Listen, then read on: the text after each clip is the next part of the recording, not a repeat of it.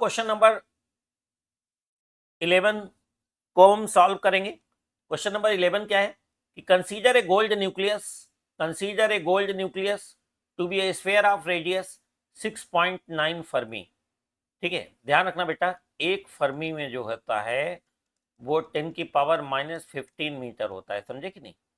एक 1 Fermi equal to 10 की power -15 metre होता है। तो गोल्ड न्यूक्लियस,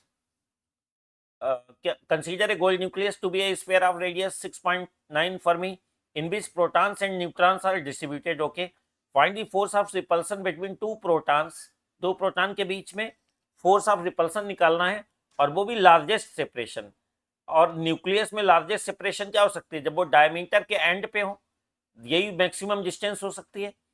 तो डायमीटर के एक पे इधर प्लस ही है प्रोटॉन, और दूसरे पे क्या होगा, ये प्लस ही इधर है भाई, एक प्रोटॉन पे प्लस ही चार्ज होता है ना, तो फोर्स कितना होगा।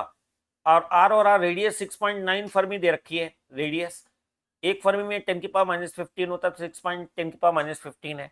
दोनों के बीच डिस्टेंस कितनी होगी, 2r होगी बेटा। तो 1/4πε0 इंटू Q1 Q2 यानी E इंटू ई अपॉन डिस्टेंस कितनी है दोनों के बीच में, 2r है। तो देखो ये 2r का स्क्वायर कर दोगे तो 4r स्क्वायर होगा, E इंटू ई स्क्वायर है।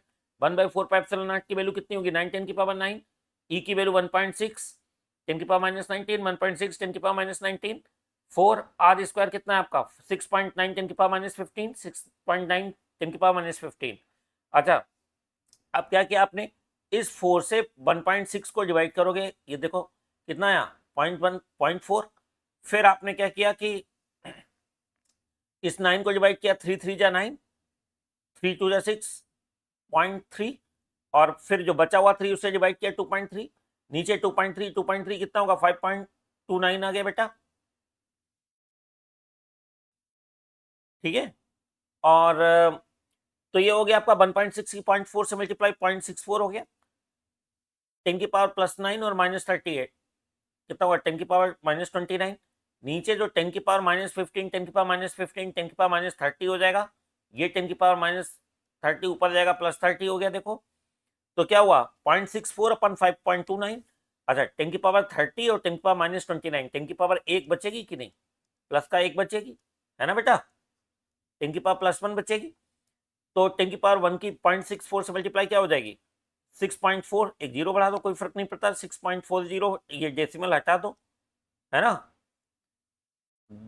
2 डिजिट के बाद डेसिमल है, यहाँ भी 2 डिजिट के बाद डेसिमल है, तो हटा सकते हो आप, रिमूव कर सकते हो। 640 को 529 से आपने क्या किया, डिवाइड किया बेटा, जो कि 1.2 न्यूटन आ गया। ठीक है, अच्छा, दूसरी बात है कि ऐसा कौन सा इसके अंदर फोर्स है जो इसको दोनों प्रोटॉन्स को बैलेंस किए हुए आप बाहर नहीं जाने दे रहा है न्यूक्लियस के, वो न्यूक्लियस फोर्स है। तो न्यूक्लियर फोर्सेस जो है, न्यूट्रॉन के भी बीच हो सकता है, न्यूट्रॉन प्रोटॉन के भी बीच हो सकता है, और प्रोटॉन के बीच भी हो सकता है। इनका नेचर एक पर्टिकुलर डिस्टेंस, जैसे एक पर्टिकुलर डिस्टेंस तक इनका अट्रैक्टिव रहता है, लेकिन अगर बहुत क्लोज लेके आते हैं तो इनका नेचर रिपल्सिव हो जाता है फिर। ठीक है कि नहीं। ओके, तो ये जो न्यूक्लियर फोर्सेज हैं, इनका जो जब तक नेचर कैसा रहा होगा, अट्रैक्टिव रहा होगा, ये इलेक्ट्रोस्टैटिक फोर्स को क्या करेंगे, बैलेंस कर लेंगे न्यूक्लियर फोर्सेस। दैट्स वाई वो बाहर नहीं निकल के जा पाएंगे। ठीक है बेटा।